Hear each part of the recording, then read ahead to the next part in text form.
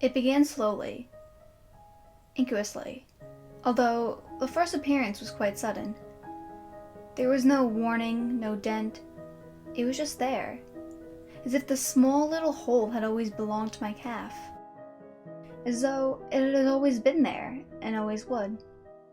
I first noticed it, and after a quick moment's inspection, I thought that I should visit the doctor soon. Then, I went about my day and it promptly left my mind. I chided myself for not making an appointment, and once more thought to do so. However, this time, it seemed fascinating, sickeningly so. On the outside of my left calf was a small, although rather too large, hole. It was perfectly circular and completely black. It was as if no light could penetrate it. I studied it for hours, twisting this way and that, trying to see if there was more. I even used a torch to try to find what caused it. The hole was too deep to see completely into. What I could see was regular-looking skin, and the rest faded into shadow. There was no redness, no swelling, no pain. Once I had satisfied my morbid curiosity, I went to the phone to call the doctor. But, on my way, it slipped my mind. One moment, I was striding confidently, if a little panicky, towards the phone. The next, I stopped, paused, and wondered who I was going to ring. It seemed every time I saw it, I immediately remembered. But, once it was out of my sight, it left my mind. This went on for a few days. Then, another began to appear. I could see a small dent, perfectly circular, and watched as, over a few hours, it deepened. It happened imperceptibly. I was only aware of it if I looked away and back again. But curiously, each time I looked away, I momentarily forgot what I was looking at. They were completely erased from my mind. I think of numerous times I glanced at my calf and saw nothing but smooth skin. It was a week before I noticed them again. This time, there were 7. They had taken on a slightly honeycomb shape. Thin walls of skin penetrated each one. I used a magnifying glass, but could not discern their cause. The only thing I was sure of was that they were there, and they were not pores. When I next saw them, I was shocked and horrified. I counted 15, and what appeared to be 3 more. Their overall honeycomb shape became more apparent. I stared at them for hours, moving this way and that, seeing how they would react. They seemed to compress slightly if I stood though. Weakened, they could no longer support their weight. I went to bed, troubled, but unsure of what. I had written down, "Call a doctor about your calf, now," on a piece of paper. But when I looked at it again, the writing was scribbled out, obscured by thick black marks. When I awoke the next morning, I felt a strange sensation in my calf. Swinging out of bed, I glanced at the sheet and saw a strange yellowish liquid that had soaked into the sheet where my calf had rested. The residue seemed sticky, almost mucously. The area around the holes had a sheen and the skin was almost coated. Counting, I found 34. I tried not to gag at the sight. The sensation returned, more uncomfortable than before. Quickly, I grabbed the flashlight and tried to see what it was, but I still could not penetrate the depths of those damn holes.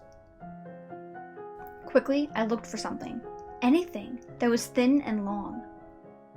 I noticed that as I walked, my left leg seemed to sink slightly as my weight was put on it, like a spring under pressure. Finding a thin needle, I carefully pushed it into one of the holes, slowly, so as not as I accidentally stabbed myself. Deeper, The golden yellow liquid oozed around it, becoming thicker and faster flowing the deeper the needle went. Finally, it stopped. However, I could not feel the tip. I could feel the side of the needle, but nothing else. I pushed it further and felt something writhing. Slowly, ever so slowly, I pulled the needle from my flesh, dragging more of that disgusting goo with it. A slight smell of rotting fruit filled the air. Vile, but with sweetness to it. As the needle head left my flesh, I wrenched and vomited. On the end of the needle was a small black worm, writhing as it died. As I watched the creature that had lived in my legs squirm, I realized what the sensation was. It was coming from each and every one of those holes. Something was inside each one. Something was squirming in each one.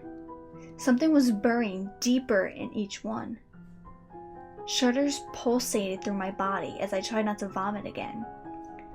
I stared at that tiny dying creature, unable to look away. There was no time to think, only to act. I made my way to the kitchen and grabbing a sharp knife, I sat down and set to work. First, I cut through the tiny pockets of skin, allowing the holes to become one. Then, I dug out each and every one of those vile creatures. The deeper I dug, the more I found. Blood had begun to flow freely and fill the hole I had created. I limped to the bathroom, barely able to walk. As I sat on the side of the tub and grabbed the hose, I could feel them inside me, hundreds, perhaps thousands, all gorging. Turning the water on, I rinsed the room clean, clearing my field of vision. As the blood cleared, I saw them, a writhing mass living inside me. Occasionally, one will fall from the group, and squirming, will be washed down the drain. At first, I used the knife to try to remove them. Then, my fingers. I felt something sharp bite into my hand. One of them had attached themselves to the tip of my index finger. With a shout of horror, I cut it away from my flesh. I carefully cut until I found tissue. Then I began to saw. Hacking away, trying to remove as much as I could. Clumps of those insidious things fell from my leg. My vision grew cloudy, and shooting stars of red and black flashed across my eyes. I knew I was going to pass out soon, and still tried to work faster and faster, trying to finish the horrific job.